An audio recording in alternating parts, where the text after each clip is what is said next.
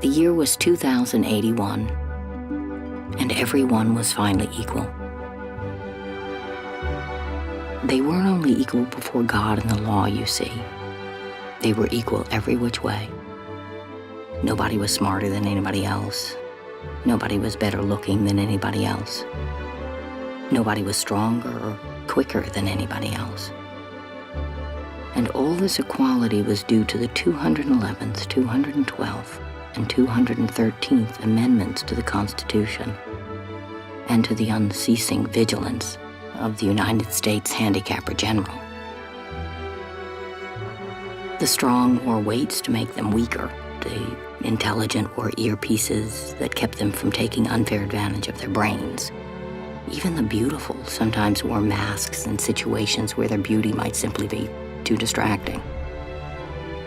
It was the golden age of equality. Some things about living still weren't quite right, though. April, for instance, continued to drive people crazy by not quite being springtime. And it was in that clammy month that the HG men came to take George and Hazel Bergeron's son, Harrison, away.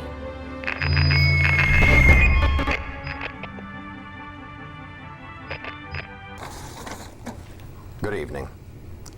We've just received warning from the Office of the Handicapper General that suspected anarchist Harrison Bergeron has escaped from custody.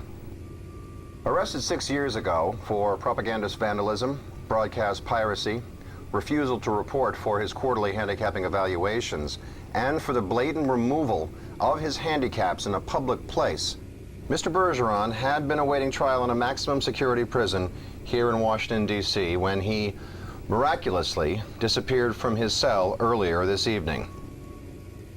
Please be advised that Bergeron is a genius and an athlete, is under-handicapped, and is considered to be extremely dangerous.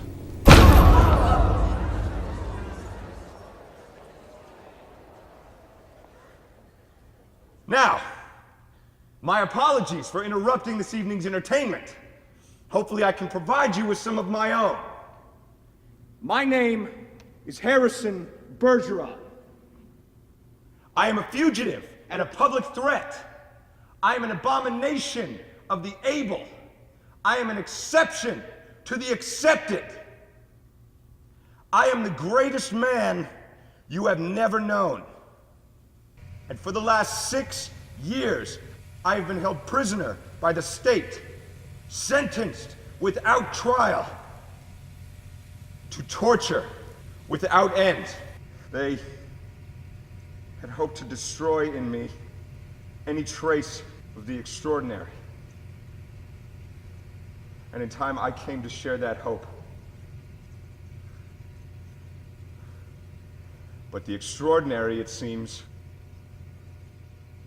was simply out of their reach.